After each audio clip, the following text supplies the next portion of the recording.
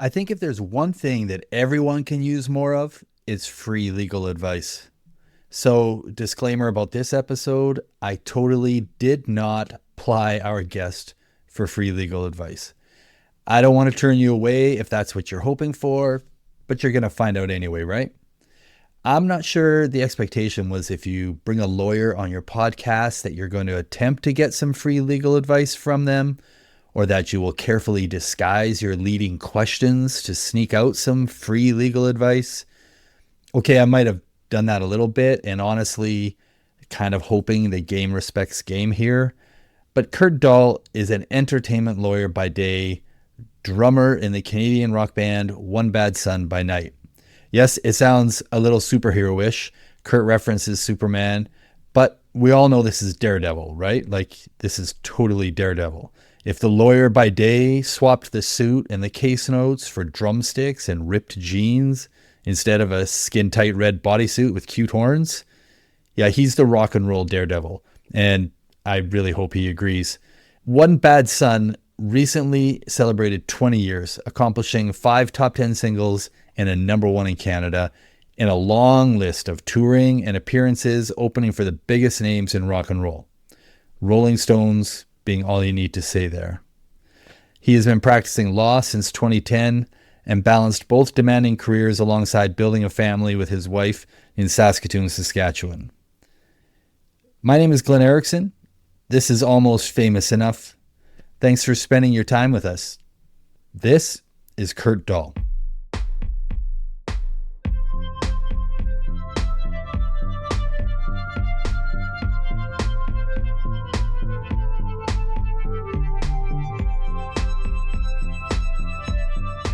Well, first of all, Kurt Dahl, thank you so much for spending some time with me here and in some conversation. And this is our first time actually meeting.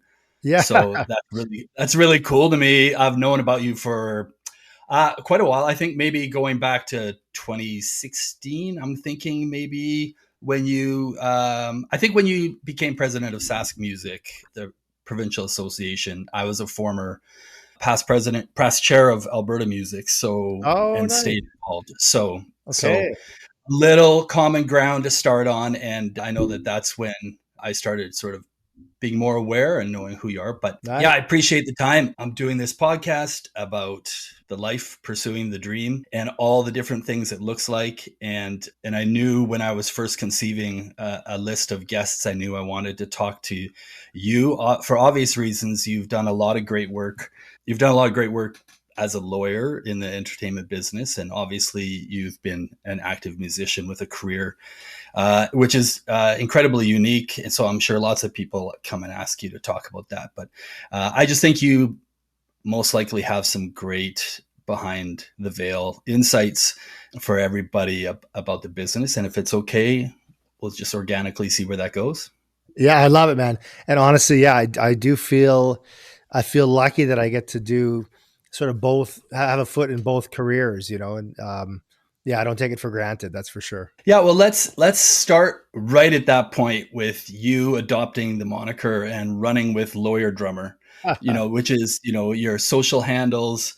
I think it's so great, right? Because I mean, there's lots of people who might have spent the majority of their adult careers in a duality. Maybe there's a plumber painter, but they don't probably, you know what I mean? Like grab the handle or something and run with it that way. And that's, the on the nose thing has really worked for you. So I'm definitely going to be interested in seeing what that has looked like over the course of time. With where you're at right now, entering 2025, which side of those two is grabbing the greater share? Honestly, I think now at this stage of my life, the lawyer side takes up more time, right? I mean, more bandwidth, but that doesn't mean I get less enjoyment or fulfillment from the music side. Because to me, the music side, I guess a good way to put it is it takes up less of my overall time, but gives me so much joy. You know what I mean? So it's like, Yeah. I'm so lucky that I still have that, right? So for example, I mean, to go back a few years, in say 20, well, probably the time you heard of me the first time, 2016, around that time, I mean, One Bad Son was touring like 8, 9 months of the year. We had I just saw this memory on Facebook, like we were the 9th most played band on Canadian rock radio. So that's a reflection of just how much we were touring, right? And how much work we're putting in. Yep. So at that point, and this is, so I guess, 2016, let's say, I was, burning the candle at both ends and gone all the time. And, while I loved it, I mean, music was just the main focus, or it took up more of the bandwidth. It's also like incredibly demanding, right? To be on the road that much. And it's hard enough if you don't have like a family at home, but I do. So I guess fast forward to now, like I would not want to be on the road 9 months of the year, even if things were going amazing. I still, I love my kids too much. I love my wife too much. Right. So, especially knowing the ebb and flow, right? Like, so yeah, the music career is peaks and valleys and cycles, right? Whereas, a full-time job, any full-time job I would consider, especially a lawyer, work is pretty steady, pretty steady offering of work. So I can see how that gets competing. You said, let's jump back. So I'm going to ask to jump. Well, before I jump all the way back, because I do want to jump all the way back with you and then start going. But let's just go back to the name Lawyer Drummer really quick. So how did you decide to start? I mean, I'm sure you knew you've been living in a duality since you started pursuing all of this and deciding that you could actually pull this off. So when did you decide you needed to sort of hang on that brand? I'm just really curious about it. No, it's a good question, because interestingly enough, in the early days, I tried to keep the two sort of identities separate from each other and keep them sort of secret from each other almost, right? I didn't want people, because at the time I was a nobody on both sides of those equations. I wasn't proven as a lawyer, and I wasn't proven as a musician. We hadn't had our first real success yet. So I didn't let people in the legal world know that I was a musician, and in the music world, I didn't want to tell people I was a lawyer, because, to most musicians, lawyers aren't very cool, So I kind of kept them secret from each other. And then both kind of ironically, I guess, started to happen around the same time, started to create a buzz around the same time. That was around, I guess 2012, we had our first breakthrough with Scarecrows as our first single. And then around that time, I'd been working my ass off in Vancouver as an entertainment lawyer. And, I was just living and breathing the music biz, and I was obsessed with entertainment law and becoming the best entertainment lawyer in the country. So I started to get a name for myself there. And then I was trying to keep the two identities separate, but people are like, "Hey, aren't you the guy that, we just interviewed for this about your band, and now we're doing this thing about the lawyer side?" And so at one point, there was an article written in Saskatoon, and it was by a late, great, dear friend of mine named Cam Fuller, and he was a journalist here in Saskatoon. He wrote this article, and he sort of coined the term. It's lawyer drummer, almost like a superhero, And so myself and the band and my wife had a good chuckle. It's like, "Hey, lawyer drummer, it sounds like, like it has that Clark Kent sort of Superman vibe." So then I just like, you know what? I'm just going to stop pretending to be something I'm not. I'm both those things, right? I'm, like you said, we often have dualities. Sometimes we embrace them, sometimes we don't, but that's who I am. I'm a lawyer who also is a long-haired rock and roll drummer. And I happen to be really passionate about both. So I embraced it. And that was probably around that time, like 2012-ish. Okay. So yeah. Yeah, that authentic admission I think that's pretty significant to a lot of things we talk about with developing artists, right? Or people coming up in the way we would like to give advice now, because you're right. There's lots of opportunities to be unsure about that. But I guess part of my whole passion project of creating this podcast and trying to pull the veil back is making it so obvious and clear how there is no one same path that all of us follow to keep our feet in the music business when we love it so much. And, and you sort of just gave a perfect example of that. I'm going to be completely honest with you. There was this part of me that really, there's a nerd and a geographical history part of me that wondered if there was any impetus that you needed to sort of set yourself apart, lawyer drummer, because I honestly had you confused with Kurt Dahl, and the I know by your reaction you've heard this so many times. other Kurt Dahl. Like, Yeah. what are the effing odds of a Kurt Dahl with it, but with an E at the end, so nobody would know the silent E at the end of his last name, from Regina, Saskatchewan. So I spent most of my teenage and college years in Regina. So that's a significant developmental upbringing out of Regina. So, and I was like a massive limb lifter and new pornographers guy. So in the early 2000s, so very familiar with the name. So when I first started hearing your name, I literally, of course, assumed that Kurt Dahl, the drummer from Limb Lifter, I mean, it's a drummer too. Like how, like, Yeah. what are the odds? You're both from the prairies. You're both drummers. And I just thought and that was crazy. and both moved to Vancouver so that's Yeah, where yeah, it's what, absolutely. so like three multiple layers of confusion. And I remember, and yeah, good point. I mean, looking back, the lawyer drummer alias, it had nothing to do with that, because I want people to still know my name, right? Because people, Mm-hmm. people, as soon as they go to my page, it's like lawyer drummer is Kurt Dahl, whatever. But it's a good point. Like, maybe subconsciously, but it's a quick funny story. In the early days in Vancouver, and again, through my website, through my socials, I always encourage people to reach out and call me or email me, and Mm-hmm.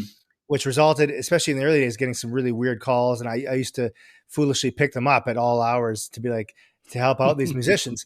But I always wanted to give back and help out. So it was all good. But I remember I got this call one time. It was like, 9 p.m. on a Friday. My wife and I were having dinner in our apartment in Vancouver. And I get this call, and he's like, "Hey, Kurt, like I'm a musician. I got these questions, and I'm a big fan of you, and I love your band and stuff." So I'm thinking he knows One Bad Son, and I give him like probably way too much of my time, but I gave him like maybe half an hour of free legal advice. And then at the end of the call, he's like, "Yeah, man, thanks so much. That's so helpful."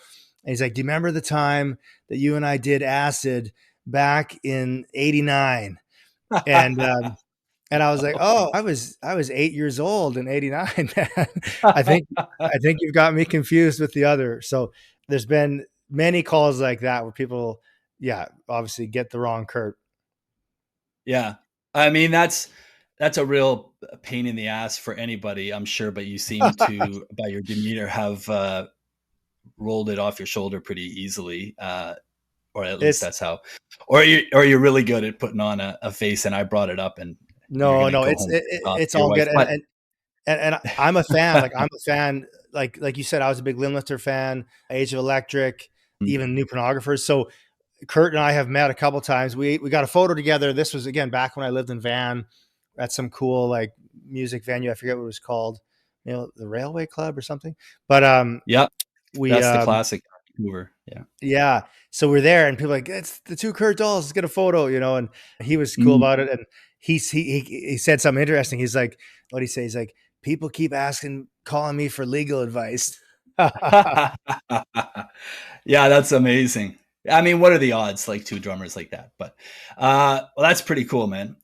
So all of this starts for you in like 2004, right? Which is, so you're it looks like you got your undergrad in 2004, and you start writing songs with your buddies and deciding you're going to start making music under that, formation, which I'm sure you had been playing drums for a long time beforehand, and maybe had some different iterations and attempts with people. But that's sort of when everything begins to take off for you, right? Like Yeah. 2004, Saskatoon. Yeah. Was that, you had your undergrad? I mean, it's interesting timing. I guess the question for me always is, were you thinking, what was the end goal? What did you think was going to happen? Was it like, I need to make the rock star thing happen, and this is I guess a lot of people use the term fallback? Or were you always convinced you were going to try to like grow both things at the same time? Or what was the focus kind of in that real young, like, initial stage? Yeah. Good question, man. I mean, honestly, if I'm being totally honest, like, yeah, I wanted to become a rock star for sure. We always joke, Shane and I, in One Bad Son, like we started in '04. We thought we'd have like a record deal by like '05. We thought we'd a major Yeah. label deal by '06, and we wrote songs that we thought, were meant for arenas, and eventually we got there. It just took us, 15 years. But you know, and I think the law thing, I wouldn't say it was a backup. I mean, I read so many biographies of all my idols, all the rock star biographies, and the common theme was they all got screwed over by someone in a suit. They got screwed over by someone with a contract, right? And so I do recall clearly, and it's funny what you remember, what you don't, but I remember thinking, if I could become like a long-haired lawyer who represented and saved all the musicians from those shitty contracts, that'd be a pretty cool career. I didn't think about the money. I didn't really care. I mean, I didn't come from money, and I was naively, that was not a driving factor. It was just like, it just seemed like a noble thing to do and a cool thing to do. And of course, fast forward now, I am that guy, which is kind of cool in a lot of ways that it actually played out that way. But really it was like, and a little bit selfishly too, like I wanted to make sure my band didn't get screwed over. So I was going to become a lawyer. I never intended to become a regular lawyer. And I always joke that I don't hang out with other lawyers. It's not my people are the music industry and entertainment industry people. If I go to lawyer events, I just, I'm just like, get me out of here. You know what I mean? Mm-hmm. And I don't know anything about family law or, property law, like, buying a house, that kind of law. I don't know that stuff. It's not my passion. My goal was always to do this, because this is what I know and what I love. So, and then, but again, I have imagined that, I guess I couldn't have imagined that I could have this balance in this. Like, I love what I do. I absolutely love it. And I love that I can still play in One Bad Son 20 years in. Like, I never would have guessed that. Even back then I was a dreamer, but I couldn't have picked this outcome if I tried, So were you a really smart kid? Were you the high grades thing? Was it that version of a stereotype? Was that true for you, for someone who goes on to law school, or at least, I guess, the appearance of the path straight from your undergrad to sort of staying right on that path? Was that were you just always well educated, like good in school type guy? Good question. I think that so with the LSAT, so certainly the LSAT is like, the test you write to get into law school or to try to get into law school, right? These days, so many kids are trying to get into law school, and there's a lot of pressure to write the LSAT. And I know this because people call me and I give them advice. But for me, I wrote it on a whim. It was like some summer I was working for a company called Weed Man. I was doing lawn care around the city. I was the weed man, which with long hair, you could imagine the jokes that I got. But, and I was like, I'm just gonna go. I took a business law course in commerce, and I just found the law to be super intriguing, and I was kind of bored with commerce already. I was like, I guess I'm not a businessman. So I literally on one summer day on a whim, I signed up ahead of time, but I went and wrote the LSAT, did very next to no preparation for it, and had zero pressure going into it. And then, as you can imagine, I did quite well. Otherwise I wouldn't be here. I wouldn't have applied. So I did very well on the LSAT. And then I was like, okay, I guess this is a sign. I was very kind of hippie-ish, and just like, this is a sign from the universe. I should do this. So, but to your question, I mean, was I a smart kid? I mean, I think that if I applied myself, yes.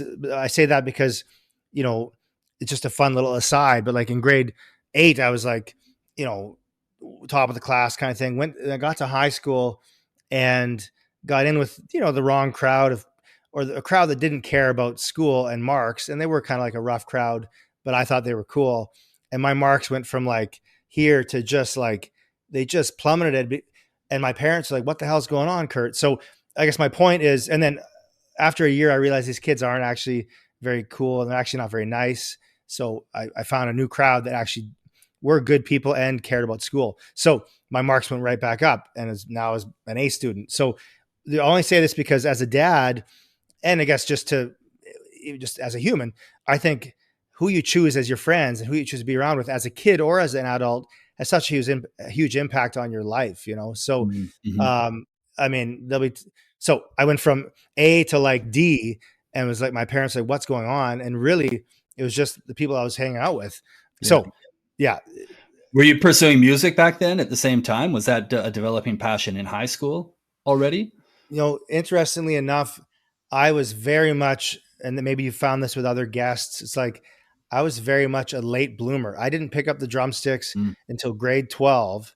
And which, as you know, like so many musician friends of mine, their parents got them into it. They started playing guitar at age like 6 or 7, or there's like the child prodigies who start even earlier. And that was not me. I was not the cool musician. I was a big music fan all through high school, and Pearl Jam, Nirvana, Soundgarden changed my life. And I credit those bands for me becoming a musician, and I guess by extension an entertainment lawyer. But I was not a musician. I just had long hair, similar to what I have now, and a Pearl Jam shirt on all through high school. And then grade 12, I was like, I want to just be a musician now. And I picked up the drumsticks, and guess what? I was shitty at first. So it took me a lot of time to work at it. So, by the time One Bad Son formed in 2004, I just started to sort of hone my chops as a drummer. It wasn't like I had been doing it for 20 years, So you really kind of built that skill out with that band. You probably, I'm going to make an assumption that that's perhaps how you look back and feel like it. That's when it really clicked in, and you were able to sort of grow which is kind of a cool thing. You can tell me whether this is the way it worked out for you, because I know it's worked out as a musician for me this way. Is when that sort of syncs up like that, you have a much higher potential to develop your own style, which is, I think an interesting point of conversation amongst musicians, right? Whether you just mimicked somebody and then just tried to be known as the great version or the great all around drummer, like whether you want to be a studio or whether you want to be known for a particular style. When I click in with a band at a time, I feel like then you start playing that and you don't try to be everything else. Did that happen for you that way? Yeah, totally. It's a great point. I mean, I was forced to create my own style because, One Bad Son. And again, when we started out, it wasn't like it took us a while to find our sound, but it wasn't like One Bad Son was exactly the type of music that I was listening to or that I worshiped. Like for me, John Bonham, Keith Moon were my number 1 and 2. So the Who and Zeppelin, I love that stuff, right? But One Bad Son was definitely not that, right? So especially early years of our band, it was a lot heavier. So then it forced me to create my own style, which is a good thing, right? If we had just if my bandmates were all huge Zeppelin fans like me, we would have ended up sounding like Greta Van Fleet, Thankfully they weren't. They were in more heavier stuff. So then we had sort of a mix of like Zeppelin meets Soundgarden or the Who mixed with Alice in Chains or whatever, right? So it was like those 70s influences, which I loved, mixed with a heavier sort of 90s grunge vibe. And then the end result was my sort of heavy hitting style, which is where the good stuff always comes from, don't you think? Like, yeah, maybe not solely, but when you hear or get the backstory on people and you see two sort of upbringings or influences collide and then see what comes out of it, collaboration like that always seems to be a big thing. So 2010, you guys are like messing around from 2004 to 2010, accepting that you didn't have the major label deal in the first 18 months, but you keep at it, right? So you're keeping at it. And 2010 is when I think a lot of things seem to happen for you, between moving to Vancouver, signing with 604, passing the bar, which is all, again, keeping that balance going, but all like, that's a lot of big stuff in 1 year. Big life Did the event. grind between like, did those 6 years feel like a grind? Were there the moments of maybe this isn't happening for us, or was there a straight, that beautiful pie-eyed rock star dream belief that kept you on the trajectory? What did the grind look like through those 6 years? No, that's I think people often avoid like the hard years when they tell their sort of success stories, or their origin stories, right? I mean, but you're right, those 6 years, and I guess I'd extend that to 8, because we kind of broke through in 2012. So those first 8 years as a band, and not to mention, obviously, beside the band, there's my personal life, my real life. Those 8 years were super tough. Like we were literally, I mentioned, we're trying to find our sound. We're also trying to find our audience, and so we're touring. We had a bit of help from some local agents, or one agent, but we drive 18 hours to go like Thunder Bay or something. and play to like Good six old people. yeah. It's Yeah, and we the rite of drive. passage here, right? Yeah, 100%. You know, drive 18 hours, play to six people, four of which hated us, and then the other two were like distant relatives or something. Get paid Uh-huh. a case of beer, lose money obviously because you had gas and hotels, and then but also drive home defeated, right? Like thinking you're driving there with Mm. hope. Maybe this is a great rock bar that's going to be packed with people that want to find the next big rock band, and you get there and it's like, no, it's just horrible. Or we drive. I remember we drove one time to southern Alberta, kind of by Waterton National Park, but there's like the small town, and it was like we played. It was like a 3-nighter and 3 sets a night, and I sort of bluffed and said we had all these cover songs, which we didn't, and so we're playing originals to a bunch of people that don't give a shit about us, and you know, by night 2 we were just like defeated again, and Mm. but it's those kind of, and then I remember the final quick story is we played a 3-nighter in Regina. It was a long weekend. And again, I sort of lied and said we had all these covers. We get there and we had 3 nights at the venue, and they gave us 3 nights of hotel. And our first night we play, it was like a Thursday, let's say, and the crowd is non-existent, and those that are there don't like us. We get back to the hotel that night, and the hotel's like, "You don't have a room here." And I was like, "Well, we have a room for 3 nights." And she said, "No, the venue called and said it's canceled. You guys suck. Go home." Oh, So that's harsh. yeah, but it's also, that's how you build character, right? So, and that's also when I Mhm. got to employ my burgeoning legal skills. I called the venue. I said, after a lot of swear words, I said, you're putting us up for tonight because we're here and it's 1 a.m. We're effing tired. So he said, fine. So we got hotels that night, and we got up that next morning, got our gear out of the venue, drove home. And again, that sense of defeat. Now, to be fair, we weren't that good at the time, so our songs weren't that great. But it's those moments that really made us look inward as a band and as individuals and say, we're not as good as whatever's on the radio right now. Even though I didn't like Nickelback, etc., you know, I thought we were better, but we weren't at the time, right? Our songs weren't good enough to be on the radio. So we'd sort of make those mental leaps. Like, how do we, even though we don't like what's on the radio, how can we write stuff that's so effing catchy that radio can't deny it? And that took us 8 years, but we eventually did it, you know? So let me put a pin right on that one, because that truth telling inside of a band when you're working with people, and it might be similar with, because almost every solo artist I know has, latched on to a guitar player that plays other gigs with them, or some musicians, or some people who are along every step of the way, right? And you have to have this belief that what I'm doing is great, but you've probably read the 5,000 entry bios for Juno Awards or Western Canadian or Factor Grant submissions and people write their bios like they pretend like what they think they're going to be, right? But they're Right. 22 years old from like small town Saskatchewan. So it just reeks of all those things that make people it just turns some people off. But you kind of have to have that still, because everybody who tells their story who made it big has that in their story still. So you just sort of pointed that out, right? That you were like, I think we're that good, but we're obviously not that good. So what were, and I know that I'm asking you to pull some thoughts out from a long time ago, but what were some of those things that were coming out, do you feel, that you had to wrestle with, like in trying to say, maybe we're not that good? What was the truth, and what was the direction that you feel it gave you to work on? Yeah, and it's so interesting. You're right. I think to succeed as a musician, I guess same would apply if you're an actor or any sort of creative. You have to have a high dosage of naivete. Like you have to sort of drink your own Kool-Aid to a certain extent. You have to believe in yourself when no one else does, right? Because whether you're, Yeah. you know, whether you're Tom Cruise or you're Bob Dylan, like there's a time when nobody believes in you except you. Maybe your parents believe in you, but they don't know you're going to be as big as Tom Cruise or Bob Dylan, right? Yeah. So you have to be a bit insane, I guess, is part of it, right? And that's why we love great artists, you know. Yeah. you have to be insane to do it.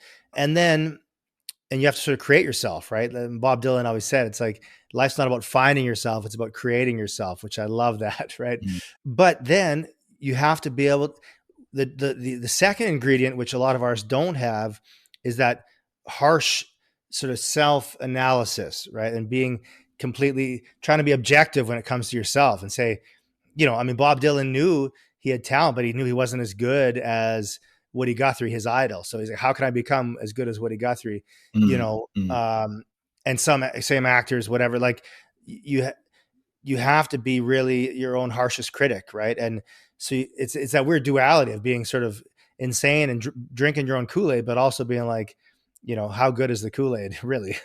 Yeah. So I think if I'm being honest and speaking with self-awareness, I think I had a pretty good dose of that. Like I was like, guys, our song isn't that good. Our song is 7 minutes and it's got a 85-second intro before any vocals come in. That's not going to work. Just turn the radio on. No one's ever going to play this. So I think I was part of like probably our harshest critic. I mean, and eventually, sort of brought that real self-analysis element to our songwriting.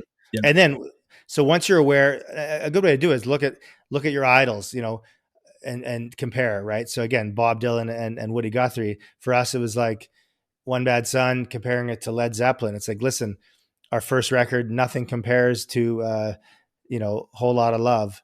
So let's do better. Let's practice more. And so for One Bad Son, I mean, as a band, I mean, we all moved into a house together. It was like this decrepit, should have been condemned old house that had black mold in the walls. And we lived there and jammed like literally 7 days a week. We just jammed. And it was a great way to become better songwriters and musicians. It was a bad way to have any sort of balance in life because that's all we did was play in the band. Mm-hmm. And I guess, I mean, similar thing applies on the legal side. I mean, I poured myself into it. Like I wanted to become the best entertainment lawyer in the country. So I read everything about the music industry. I read every book. I read every biography. So I understood what's happened in the industry and blah, blah. And eventually, like anything, you put in your 10,000 hours and the results come. Yeah. That's amazing. Well, then let's look from 2010 to 2017, which again, I sort of tongue in cheek the rite of passage, like making that long drive through Thunder Bay and Sault Ste. Marie. And I forgot the name of those venues. It's every band I know that's made those trips knows that's the worst band house above a venue. I think it's either Sault Ste. Marie or Sudbury. Maybe the Townhouse in Sudbury has the worst band room in history. But from an outsider perspective, you look like you're on that rite of passage for Canadian rock bands, right? Between 2010 and 17 of we're going to do a little more than the last time. We're going to play a few more shows than the last time. We're going to try and get a few more people out. And we're just incrementally running the same cycle and the same circuit and just keep doing it and hustling and dreaming and connecting with people and all of that thing. So that's what it looks like your trajectory is. Is that an accurate assumption? Is that how you felt it was happening for you on the inside? Yeah, we had to really, I mean, I've often said this and I still say it. I mean, with One Bad Son, like we didn't get sort of any lucky breaks, some bands like, oh, you get picked up or a song goes, and that nowadays a song goes viral, or some other band says, we're taking you across doing a big tour. You're the opening act, or you get a bunch of grant funding, which we never really got, whatever, like just different. Everyone's got some sort of breakthrough moment. For us, it was eventually just getting a bunch of hits on the radio, but we earned every fan the hard way, like touring the country. So we had a van and trailer. We'd go back and forth, and again, like, I'm not saying that to complain. It's that's how we have such hardcore fans. Every fan we earned like by melting their face in a live setting, right? So, and then we got really good at performing live, and so that was, you're right, from 2010 to 2017. I mean, that was just nonstop touring. I remember one time and again, we never got to the bus level, because to get to a bus level, as you know, costs a lot of money. You got to be making a lot of money to afford a bus. And we never got there. We could have maybe towards the end, but then we would have made no money on tour. So we'd go on tour, be gone for 2 months, and then have nothing to show for it, except we were in a bus. Yeah. So But I remember oftentimes doing like, we'd want to just get home after a tour was done. So we finished off one tour on the East Coast. It was like Halifax, final show. And this is all when we were living in Vancouver at the time. And so we're like, let's just get home to our girls and to our own beds. So let's just drive nonstop. But we take turns, of course. So it's 4 of us and we just 2-hour shifts. So the driver and the shotgun, obviously the shotgun stays awake to make sure the driver is safe. And the 2 guys in the back can lay down on the bench, the 2 benches, and sleep. So we did that. So it's a 2-hour shift. So you do a full cycle and that you've driven 8 hours. We did that and we just did nonstop from Halifax to Vancouver, which, I mean, you could Google map it. I'm not sure how many hours it says, but it was a crazy. That's ridiculous. Yeah, it was like we used to nonstop it Edmonton to Vancouver, like a 14-hour whatever. You know what I mean? Yeah. Or one time I remember leaving the Western Canadian Music Awards in Brandon and deadheading it through the night to Edmonton. I mean, that felt crazy. I can't even imagine all the way from Halifax. I mean, that first 8 hours rotation, you probably would feel like we haven't even gotten it anywhere yet. Yeah. And so it says that's Google legendary, Maps, right? Like, does anybody do that anymore? Does anybody even do that anymore? Well, I don't know. I hope they comment. But so if I map it right now, and it's actually cool if you map it, because it really does show it's literally, I mean, aside from Newfoundland or, you know, the island, like it really is coast to coast. And a lot of that's through the US. So you're on the interstate. So it's a bit, the better highways. I was going to ask, did you skip the Thunder Bay up and around always? That would add that would add like another day. So it says 56 hours and that's nonstop. But I felt like, I'm sure, because, you know, we have to stop for gas every 2 hours and stop to stretch out and change your position. So probably end up taking us probably 70 hours straight. So that's 3 full days nonstop driving. Did you ever get hassles at the border? Like, a lot of bands have a lot of stories because you've got a trailer behind you. You can't hide all that shit in your merch. And they're like, you're coming here to play a show for secret. And I've heard a lot of stories that way. Did you ever? And just that innocent, we're just trying to cut some time off of our trip. But you never had that issue?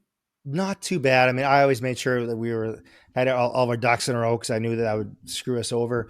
I remember one time our singer had like a belt that had like bullets on it. Like it was like just a cool rock and roll belt made of bullets, you know? And they're like, do you have any guns or ammo? And we're like, no. And they just were, you know, it's luck of the draw when it comes to whatever agent you get. Right. And usually they were great. Mm-hmm. One time one guy was like, I love your guys' band, which that was like the ultimate, you know, we got a full pass, you know. Oh my God. Yeah. No cavity searches, you know. But it's this other time is like this guy was just in a bad mood or was bored or whatever. But so he tore apart everything in the van and the trailer. And then we have to put it all back in, of course, and organize it again, which is a pain in the ass. But he found this belt that had bullets on it. And he's like, you told me there's no ammo here. And I was like, dude, by this point, I was just so frustrated. I was like, try to put those bullets in a gun and see what happens. Right. Like they're stitched into the belt and they're not even real, like they're old, whatever. But anyways, so we got kind of busted for that. They're like, who had the bullets? And we all kind of freaked out. And then when they showed us the belt, we had a good laugh. But, you know, that's the only time. Every other time it's been great.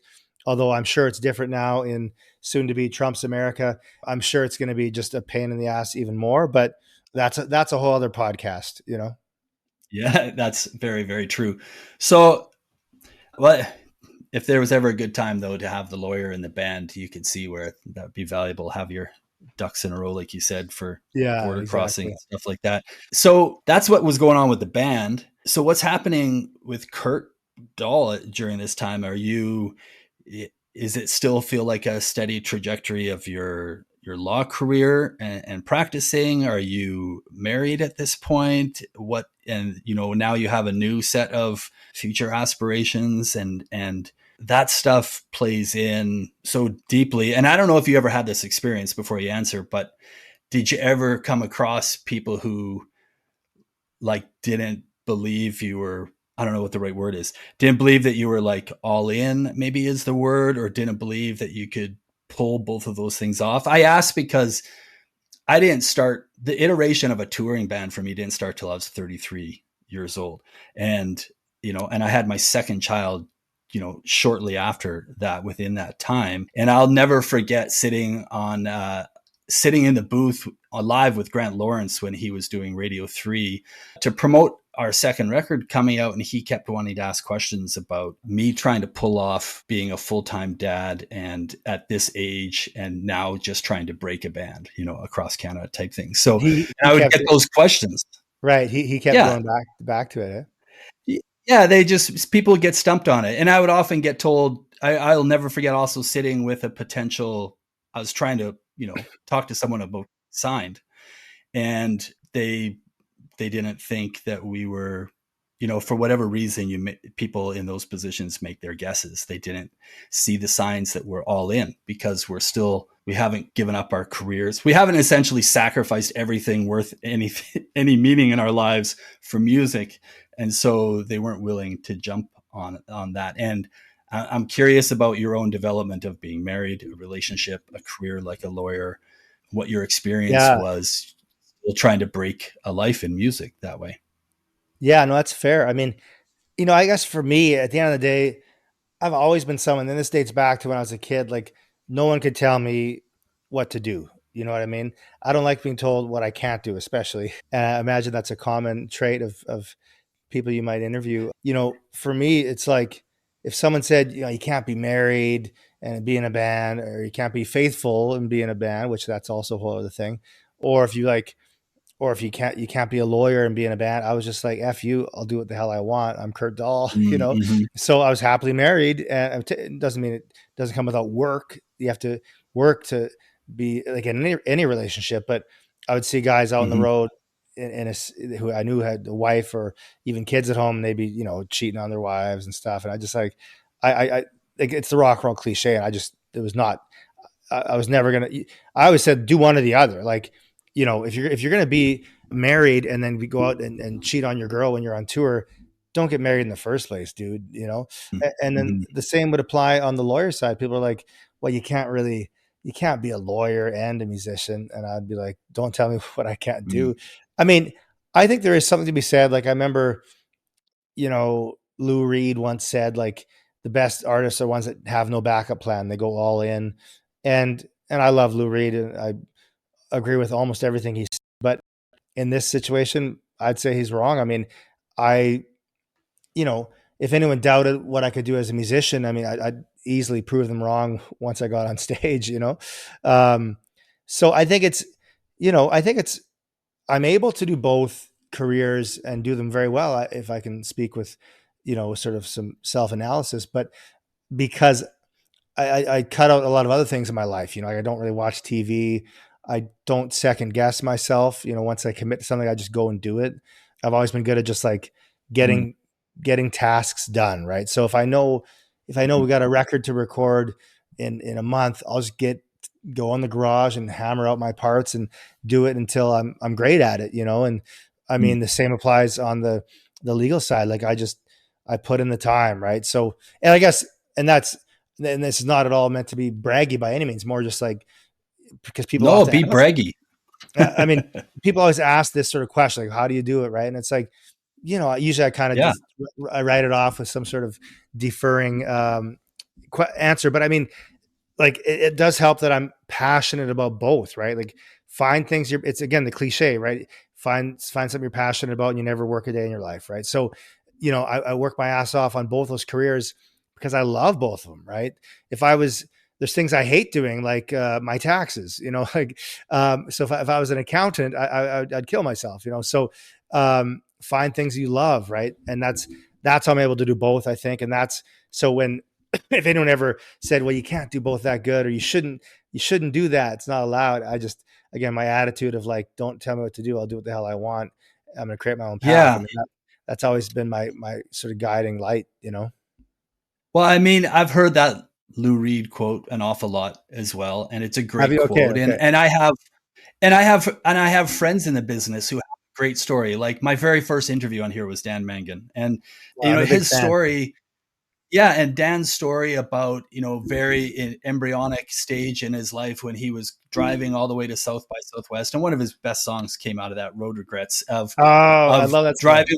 driving, he's with all these dreams, right? Like, I'm going to get discovered at South by, and then he does not get discovered. And then the drive home is very long and very hard, but he made a choice, and it's part of his story of like, this is when I need to like jump off the cliff, right? The blind like leap into all of this. But the truth is, and I guess this is why these stories and everybody's stories are so important for me to tell here, is that the percentage of people who get to actually make the choice that Lou Reed is suggesting and then achieve that and live in it is a small percentage, right? And that's why it's the rock and roll dream. I think it's wonderful. It's beautiful. Yeah.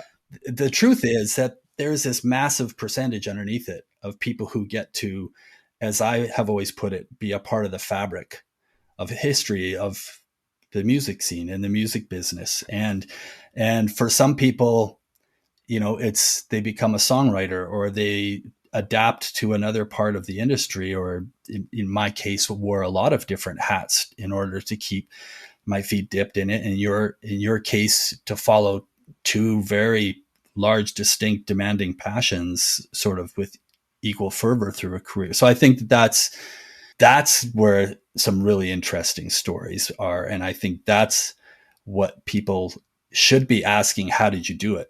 Right? If they're asking, how do you do it, man? They should be listening for, can I see myself in that? Right? Can I believe that I'm passionate about this other thing too? I don't have to give everything up. And a lot of times it's a relationship with a lot of people I've met that, they allow a relationship to suffer for the glory of chasing a rock and roll dream. When did you get married? How far back did that? Yeah. So it was that same year, 2010, that big sort of like, oh my year for you, Kurt. Oh my God. It was everything. Yeah. It was crazy. It was actually all within a month too. So I got called to the bar and became a lawyer in Saskatoon. Then I got married. Mm-hmm. And then moved to Vancouver and got a new job, and that was all within a month. So like, and looking back at the time, it's like, this is what we got to do. Let's just go. And I mean, for a lot of people, it could have really broke them.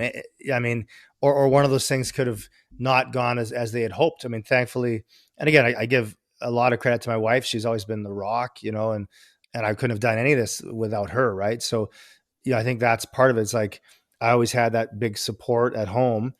And then it also gave me like the motivation to be like a good husband, a good dad, all that stuff. Right. So, so that was really, that laid the groundwork for everything else that came afterwards, And how many years married before children came along? Our first kid, 2015. So we were married 5 years. Yeah. Okay. Not too long. So a large chunk of doing this lately has been with kids, which completely changes things. What was the very first thing that you were like, this has to change? This is changing now. Well, I mean, for me, it was just like, because I'd spent so many years of my life touring like crazy, and I'd seen how that story ends in terms of like, it's hard to be on the road. Like, and the things I love about being on tour, of course, and I often miss it if I haven't done it for a while, but it's a lot of times it's hard, right? Like you're not in your own bed and you're away from people you love, and missing big events. Like I always hated missing like, I wouldn't miss Christmas, but like missing kids' birthdays or, my wife's birthday or whatever, right? Those kind of things. Or even just like there's a big event happening with all your friends and your family in Saskatoon, but you're in Thunder Bay. I'm really picking on Thunder Bay today, but that's part of, and that's what I would say.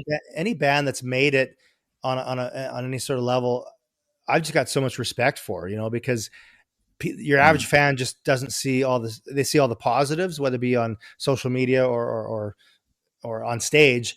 They don't see all the sacrifice, right? Like to get to that level, to be the Tragically Hip, think about all the things they missed at home, right? And think about the people that have supported them to get them there and all that stuff. So I just have so much love and respect for artists that really do this. Yeah. Right? Yeah. So I'll never forget. So my band had a great fortune that one of the members worked for WestJet during its time. And he would he would partner pass whatever his brother, who was also in the band, because it was his brother, and then buddy pass myself and the drummer. And so we would go do that 401 tour, right? From Windsor to Ottawa, back and forth, like 3 times a year over touring Western Canada, even once. You. So I'll never forget, I had started getting used to this great validation where all we'd have to do is go there and come back to Edmonton. And then, you know, either in some articles in the street rags, we'd get talked about like something's happening, right? It looks really validating to everyone in your own scene that you're the ones consistently going. It does something, it elevates you. And I was enjoying that feeling. But I'll never forget sitting outside. I don't know if you're familiar with the Fog in Windsor, the PHOG. It was this tiny corner venue bar with this corner stage that could fit maybe 25 people into this room. They got some folklore around them from CBC Radio 3.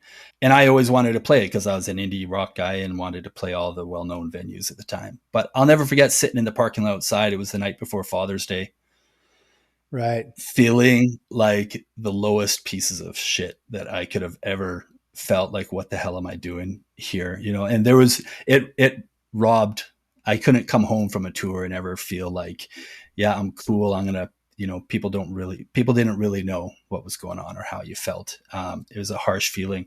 And to your point, one of the largest impetuses to my band ending was my personal, you know, when the question is like, do we keep this going? I had just gone through, you know, my 7-year-old daughter just innocently in my arms, just saying, I like it better when you're not gone. You can't shake that when you hear it. That's it. Right? That's it. Yeah, exactly. That's it. That's all. Yeah. And so okay. Just so I know, Glen, so yeah. how old is your daughter now? That daughter? Well, this is the very fun part about all this, that she is 19 and she is going to listen to this episode. And then we are going to do what I call post fame, where we're going to talk for 15 minutes about her take on an episode together, like you and I are doing right now, her up in her room. And then we share music inspirations and things like that all the time. So we're just going to talk about whatever in those little post epilogue kind of pieces. So maybe my greatest thrill in this podcast is being able to incorporate my daughter into cool, it. She's dude. Wonderful. I love it. And you know what? And to me, that is, it kind of relates to what you're saying to some extent, but like, yeah, like I always, those early years were tough when my kids were young and I was still touring, and now I tour very little, but like, you know, quality, not quantity sort of touring. But one of the best things ever is like, obviously or not obviously I should say, but I've got a great relationship with my kids, but being able to like have them experience the band now, because now they're a bit older. We played a show 2 weeks ago in town, and you had 1,000 people out, and the kids came to sound check, and now it's like the band. It used to be a thing that took me away from my family, and now it's a thing that, like, you know, they can see that Dad is cool, and they can see the sacrifice that the payoff to all the sacrifice I made, you know. So I love that you and your daughter can share that and share music and all that sort of stuff. Yeah, it's incredible. I mean, that's incredible for you as well. Like I would have loved to have been able to also have that experience, right? I think it's pretty awesome. Like I said before, like you had gotten on my radar around 2016, 2017, and I started to know who you were and then sort of see some of the things that you were doing. And I think I immediately noticed that you were pretty active in your voice in the community, which is pretty great. So I don't know whether you know or not, but I mean, there's a number of things that you've been a part of, different charities and fundraisers and activist voice. The one that had real particular interest to me, and I don't know if it was late in 2018 or early 2019, where you made a social media post about wearing this shirt that you had made, Feminist. Right. Yeah. Which, by the way, I had ordered one. I don't know if you know, I was one of the. I didn't know that. Nice.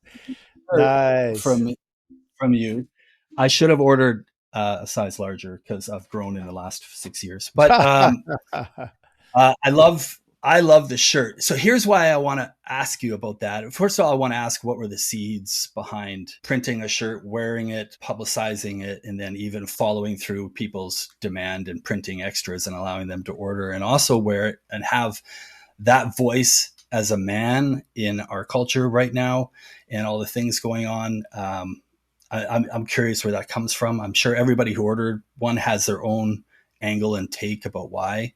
But what I want to tell you before you tell me that is like, the interesting thing to me is like, I ordered that because I'm pretty outspoken. I'm extremely supportive of the female voice in our society about equality and all the ways that it's ridiculous that things haven't changed. Everything that we've gone through over the last 6 years of, either whether it's largely branded like Me Too or just these crazy continual challenges like what's happening in the States against freedoms of women and their bodies. I've always been 100% advocate. Like, to me, there's no difference other than, the differences that we can make between us. But with all of that said, I remember putting the shirt on and thinking, should I be wearing this shirt? I've probably been a dick to women a number of times in my life. I've said a lot of things the same way I do with privilege. I've said to women without understanding what I was really saying, because I'm a man and I'm allowed to have so many short-sighted shortcomings, right? The things I don't even see. Like the first time I learned that a woman checks doors and looks at who's coming on the sidewalk and makes a choice whether or not to cross the street because of how safe she feels. I've never had to do that my whole life, right? And once you learn that, it changes you. And yet, with all of that knowledge, I remember the feeling of, should I be wearing this shirt? Because I was afraid of being called out as a fraud, or whatever those little feelings irked in. So I'm just really curious about what the seeds were for you, what brought about something like that. And I know it's just one of a lot of things that you sort of stood for, but I'm definitely interested. Yeah, no, 100%, man. I think at the time it was like the U.S. Supreme Court judge had been appointed. He was, Kavanaugh, whatever, the guy that had been accused of rape by like 3 different women, and he got appointed. And then the worry was at the time for a lot of people was that they were going to make abortion illegal again, which now it is essentially, right? Yeah, So it's like, it's just so sad that things have gone the way they've gone since then. But that for me, it was like, I want to just use my voice and my platform to kind of create awareness and raise some money and whatever.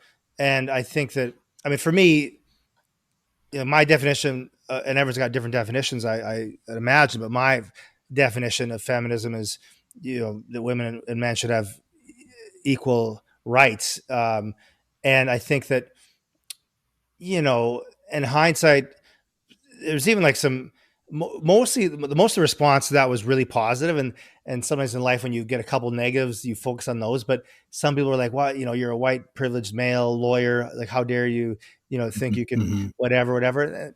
But I think that honestly, I think those people are just really negative, because of course the alternative is that I say nothing and do nothing, right? Yeah, good point. So I feel like you're always going to get shot down if you try to make a difference, right? So we raised some money and the response was great, raise some awareness, and then just donate it to a local women's shelter in Saskatoon. But for me, it's just, and you see this happening in the US more and more now, especially with Trump coming back in. It's like, there's a sense of like, men have all the power again. And it's just really scary. So, because I recognize that I wasn't doing a podcast with you to get a whole bunch of free legal advice for musicians.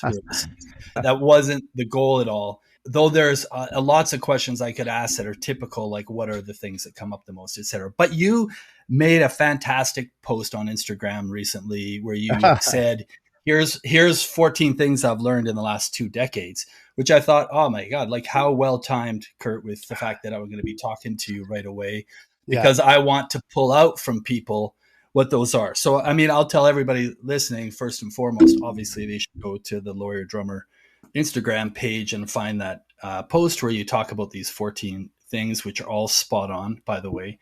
But maybe then rapid fire, I pull a couple of them out and just you give sort of the broader context about how that's come to be really important to you in like quicker rapid fire. So the very first one you said was success, in quotes, in the music biz comes in the long term, not the short term. Establish daily habits and routines that work towards that success and watch them manifest. So I'm really been curious about the place of how careers get developed in music and how that's changed. I've been fascinated by like contest TV show and whether that's actually a valid placement now that it's existed for 20 plus years in how like artists American find Idol. a career. Yeah. Yeah, everything from Idol to the talent shows, and versus this idea where artists who are more pure would think people are skipping those steps. Everyone should have to go up the same number of rungs on the ladder, right, in their career. And which to me, just whether I like those shows or not isn't true. Like everyone's trying to skip ahead to fame and fortune and not have to go through all the pain and the heartbreak and the way you described those years for you. So I'm just wondering what you feel about, this idea of how you establish that and build that. Is there a version where you can't skip the steps, or what does that look like for you? Well, I mean, I think for me, I've just seen like some of my biggest clients and even just friends that have done well in the music biz. Like it really is long term, right? And like I'm thinking of someone like say Chris Stapleton, who spent how many years in Nashville just writing songs for other artists, and he was an absolute nobody and did that for, I mean, I don't know, 15 years or something. I'm not sure, maybe not that long, but yeah, something like that. But, and then eventually just came up with like his own thing and then put it all together. And it was like this perfectly formulated artist and identity. And then he blew up with that debut record. So, I mean, and then he did it his own way so he didn't have to pretend to be someone else. Right. And that's another point in there. But I think so many artists, again, a lot of them are my clients, where it's like, you take the road less traveled, it takes a bit longer, but when you get to the destination, you arrive fully formed. You know what I mean? And your 13th point is about the most successful people are authentically themselves. So don't try to be someone else. And I guess you're kind of pointing at that one too. With that is sometimes it just takes you longer to find maybe your authentic self. Maybe we shouldn't put such a quick timeline on what we think is our. Yeah, look at someone like Bruce Springsteen. I mean, his first two records bombed. Bob Dylan's first two records bombed. It's like, it took a while to find themselves, but they didn't change just because the first record didn't succeed. They didn't try to be someone else after that, right? So, and then if you stick to your guns and define who you are, and then I think you've got a longer career ahead, right? And Coulter Wall is a good example. Someone who's just always just done his own thing, he doesn't go to Nashville and do co-writes, try to change his sound or whatever. He just kind of does his own thing, and people love him for that. So I think that's kind of where it was coming from. Okay. Your number 7, you had talked about, and you alluded this earlier, about you're either climbing up the mountain or on your way back down. You can't stay at the top for very long. So you said, enjoy the climb as well as the descent. You had talked about how nobody talks about the grind and the hard part of their story. Do you have a little picture of what the descent looks like in a career of music when you're, it's peaks and valleys, it's ebbs and flows? What does the descent look like? Yeah, it's interesting. I mean, well, I experienced it with One Bad Son. I mean, every client of mine has experienced it.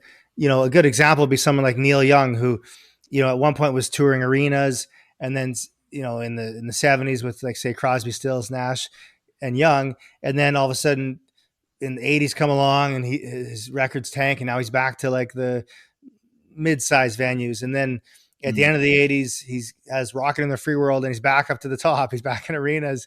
And then, the 90s were kind of weird for him, so kind of smaller venues. And then he has a big comeback album with Harvest Moon, so now he's back on it. So I think it's like, that's a good example. I mean, you can't, or even the biggest pop star, Lady Gaga is a good example. Every song of hers for a time there was a mega smash, but her last few releases haven't been, right? But does that mean she's going to be done? Well, I really hope not. You can't no one could stay at the top, who are the biggest artists of all time. I mean, Elvis, a lot of his singles tanked towards the end. I've seen that movie, right? It's towards the end, is like his singles weren't doing anything. Michael Jackson, I mean, look how that ended up. I mean, no one can stay at the top, right? So almost getting to the absolute top, it can be a curse in some ways, right? So sometimes you're almost better to kind of be just kind of going around the bottom Well, rung of the mountain, or the middle of the mountain, right? well, it makes me think while you were saying that when you're trying to grow a career and you're aspiring to this, right? Like that mountain isn't the biggest. It's not the number one singles in being on all of those things. Like that mountain for me when I was going to, I just wanted to play all those iconic venues across Canada. If I could play the Railway and the Sidetrack here in Edmonton, if I could play the Dakota and in Toronto, like at one point that was my mountain, right? And then I get to that point, and then I see a higher plateau.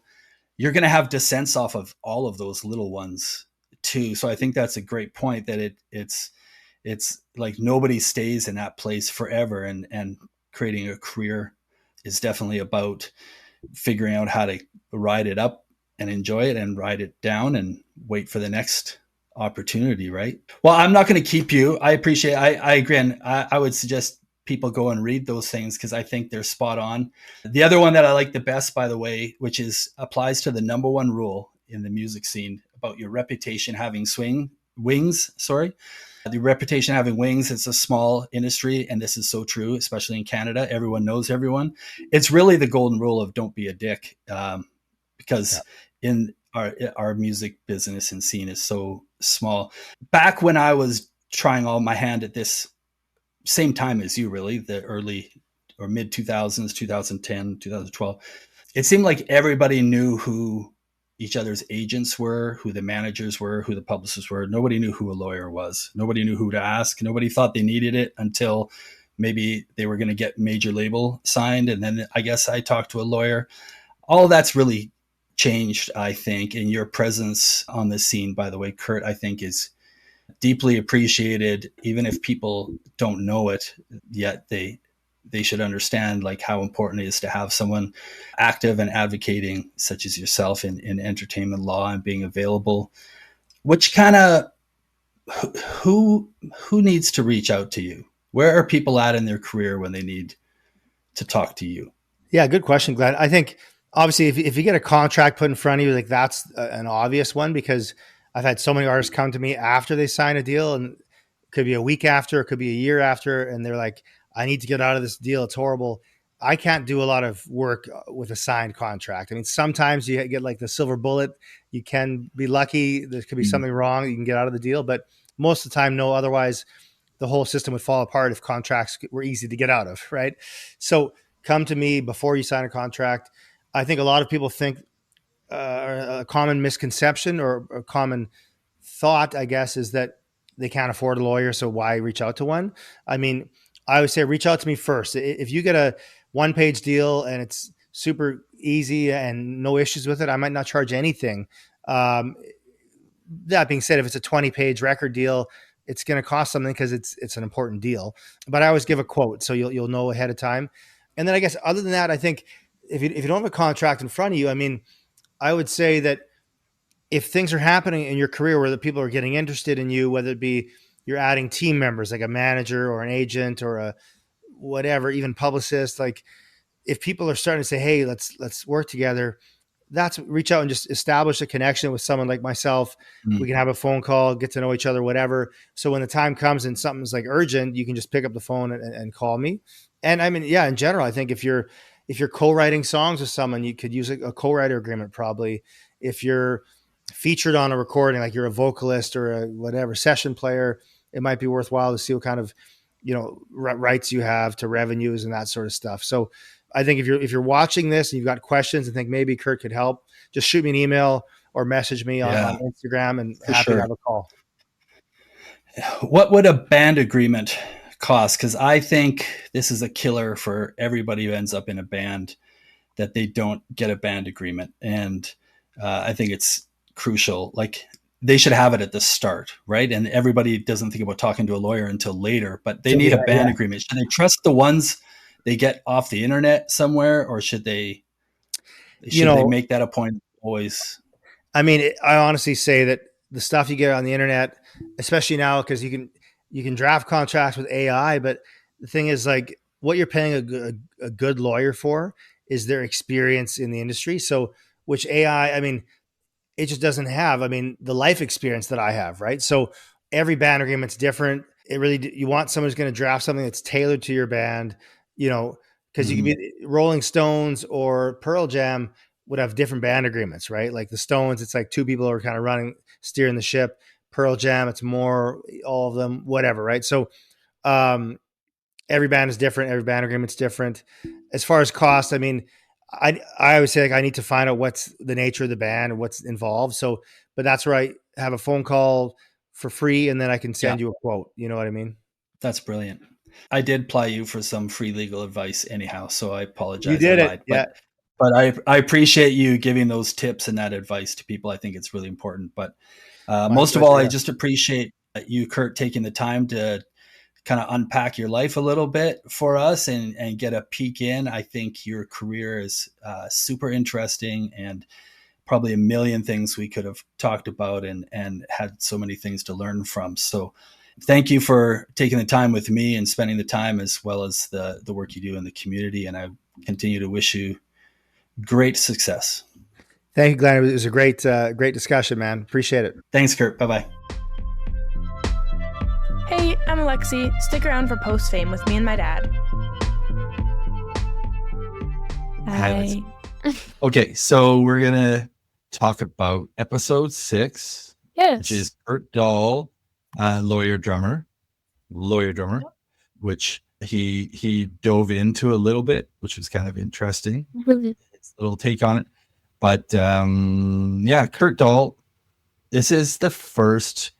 So we're at number 6, right? Yeah. This is the first time I've talked to somebody that I didn't already have history with. True. Yeah, I was going to mention it was the first person who I didn't have, not a personal connection with, but I hadn't heard of him as much as everyone else. Nor had I obviously met him or had any relationship or ties to.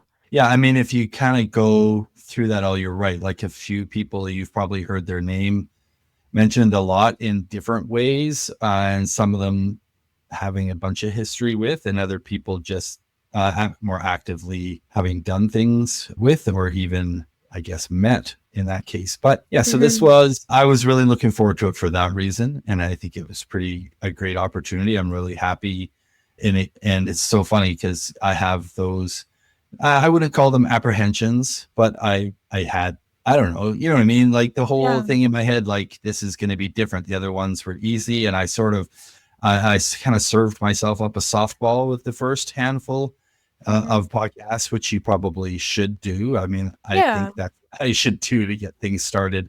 And then this one's like, okay, this is where I'm actually, you know what I'm saying? So again, just like all the others, he was extremely kind and generous and very transparent and open and talking, and made it really, really easy for me. And I really appreciated all of that about the conversation for sure. Yeah. Did you, you know what we didn't get into about with him that I wanted to, you probably picked up on at the end, is like, I really thought, okay, we'll talk about his history and we'll do a segment just sort of laying the groundwork of how he got to be who he is and where he is and the things that came with that. And then I thought, I'm going to spend a good chunk of time on those 14 things that he had posted in his social media. Right. Yeah. That were like, you know, a pretty accurate like music industry summary from his perspective. And I thought that it would dovetail into the fact that I could ask him a bunch of questions from the legal angle of the music industry that I thought maybe a lot of people would want to know, or would expect me to try to like hammer out some free legal advice from him. But we ended up talking so long on just his career development and all the things that we left ourselves no time for that at the end, which is a little unfortunate. There was a lot there, you know? Yeah. But the biggest one, and I was going to say, I can't remember actually off the top of my head right now if we got into it, but he said half the people in the music, amazing, intelligent, talented, thoughtful, generous, kind people in the world. The other half are snakes. I'm lucky to work exclusively with the former.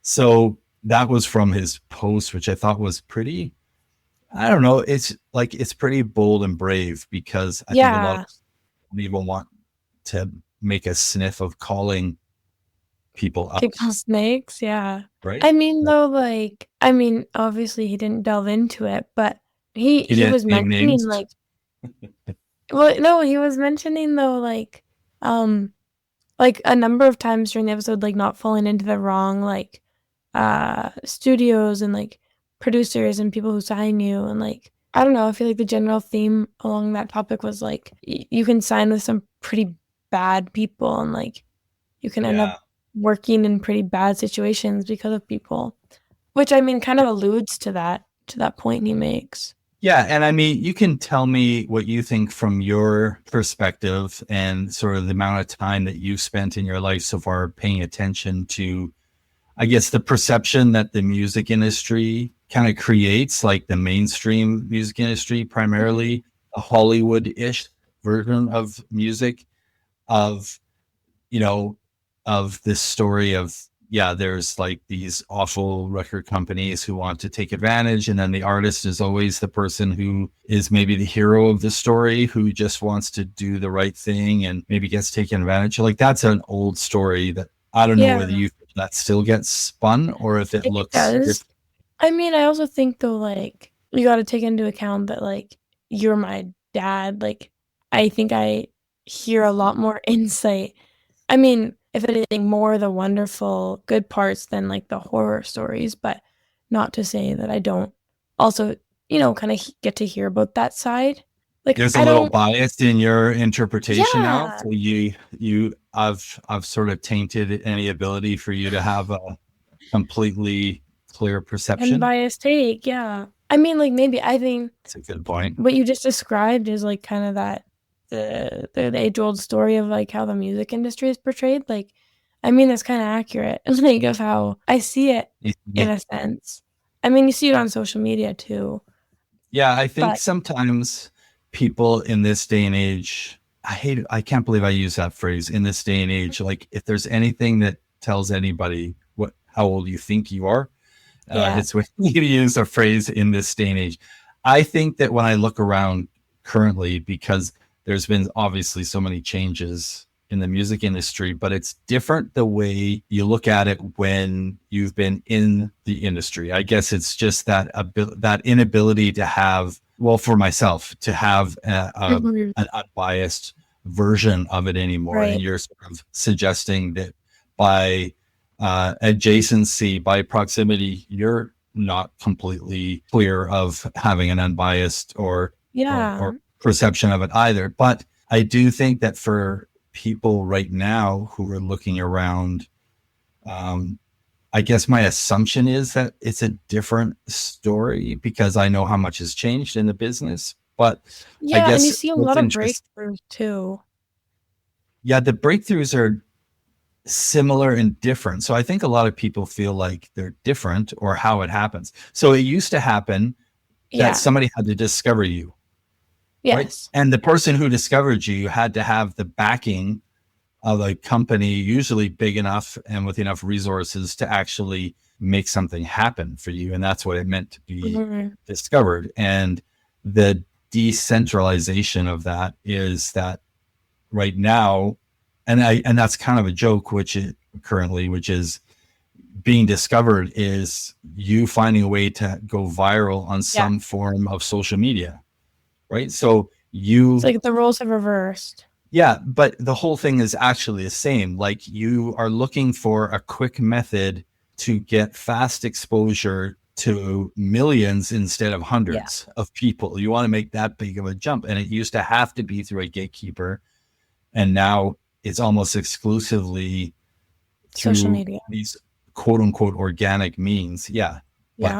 But the point he's making is actually the same, right? Because before, the snakes were those gatekeepers who abused that privilege and took advantage of people, versus the ones who were gatekeepers who actually created beautiful careers for people and gave people opportunities when they saw it really deserved it. But we always focus on the snakes. So, and now, in the same way, though, there's still a thing where the snakes of the world are the ones who are sitting there being like, I can make you go viral. I can, You know what I mean? Like I can do all, all the same.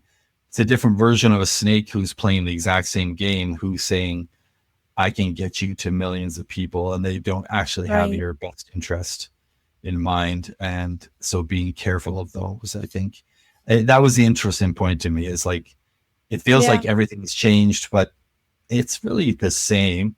It's still The same but different. it's still the same thing going on.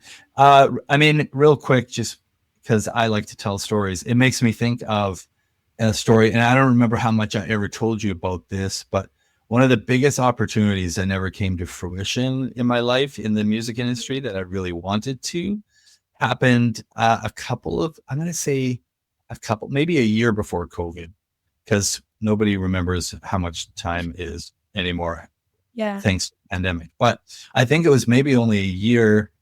Did I ever tell you about how I got introduced to that billionaire in Edmonton here? Yes, And briefly. his daughter is an aspiring musician in the city, who I knew of. And then through another friend who he had contacted, because he was looking for a way, he just thought like he had been exposed to the snakes, right? So his daughter had been sort of contacted and sort of, I'm going to use the term, but I don't like it, wooed to come out to Toronto and record some demos with some DJs and producers, which is kind of the way certain aspects of the industry work that way. It's like, come out here, we'll do some recordings, and then I'll see what I can do with those, and then maybe we'll end up working together.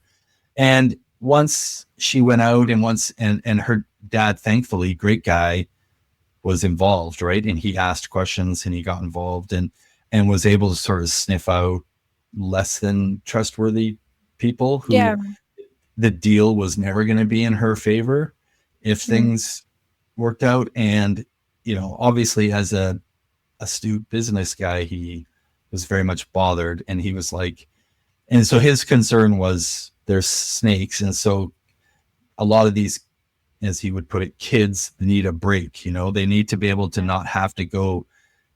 We've alluded to it in a couple of these episodes about skipping some steps on the ladder. And he wanted, his big idea, I guess, was to create like a local version of like an American Idol / local TV show contest. So it would almost be like you'd get a partnership with local TV, like TELUS or something, and then we would have people competing for votes from the local audience and sort of contest it up. And anyhow, and I was pitching a development program to him instead. I was like, I don't think that really works, but I had all that experience with the development programs, the Peak and the Project Wilds and stuff. So that was probably one of the most interesting times in my life, all the meetings with him. He's a wonderful guy. It didn't pan out. Maybe also one of my bigger disappointments, because I thought it would have been awesome.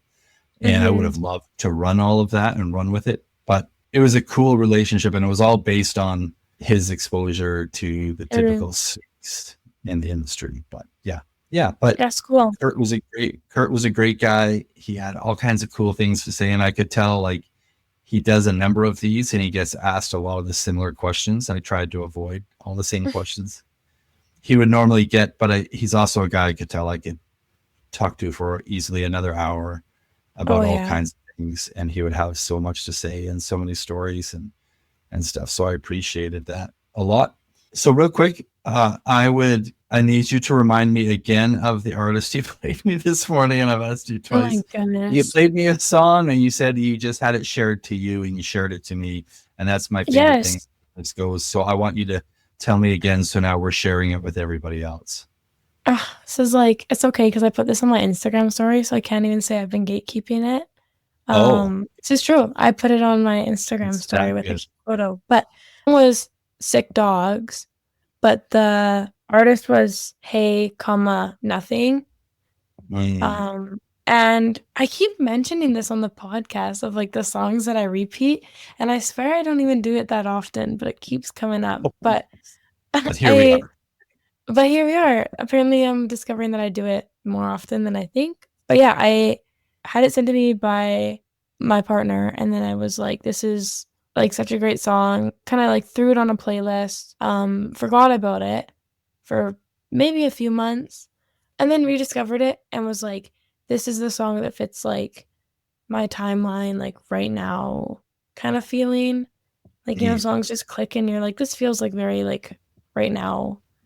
Maybe that's just me. Well, I don't know if I've ever thought about it that way, but I get what you're saying. Sometimes I hear songs and I'm like, yeah, this is like a great song representation of like how I feel about like the point in my timeline I'm in right now in my life. Like it just clicks in my head and I'm like, yeah, sense. I don't know if I've thought that thematically of a song for a while, but I know like just like musically or tonally, it literally just felt like it was, I guess I used the term soundtrack because soundtracks are more about how a song makes you feel while a scene is happening. Maybe that's a better way to put it.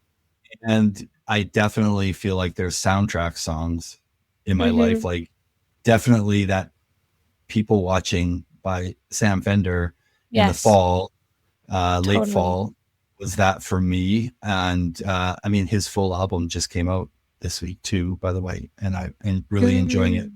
And that was a soundtrack song for me. And then there's other ones where I've never even gotten into like the whole album or their whole discography, right?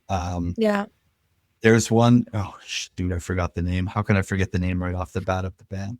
Shoot, I'm gonna have to. People are gonna think we don't know music because we hop on here. I know, it's totally crazy. But it's this song, I'm pretty sure it's called California, but I'm gonna like dig it up here. But it's definitely like a soundtrack song for me. So I don't know, like I think it's cool if you found another song that you're playing over and over again. I think lots of people have soundtrack songs and can totally relate to that. Oh yeah, and it's not the lyrics either. Like it's just, it's definitely that feeling. Like also I put it on my story with a picture from a night out with a lot of people, and 2 others from that night out use the same song in their stories after. Oh, look at you.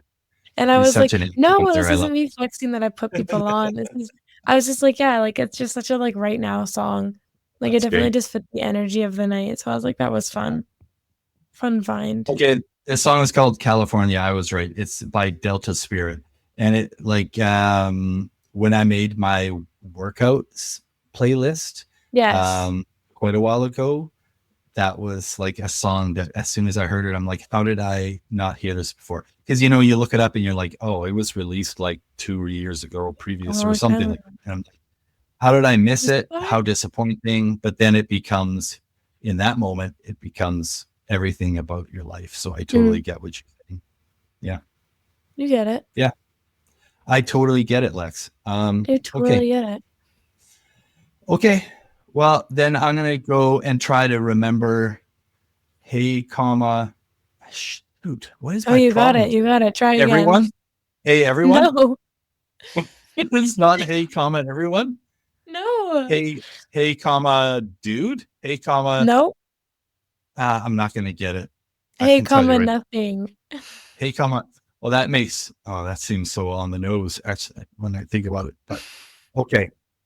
I'm not going to write it down because that would make me even older than I am. So I'm going to go and add it to a list here. I'm going to add it to our playlist here. What am I talking about? I'm going to add it to our Almost Famous Enough playlist on Spotify, and it'll be there. And then if other people want to hear it, they don't have to re-listen to the podcast like I'm going to have to probably to remember the name. This is true. Just kidding. Okay, thanks for your time. Appreciate it. Okay, love you. Bye. Love you. Bye.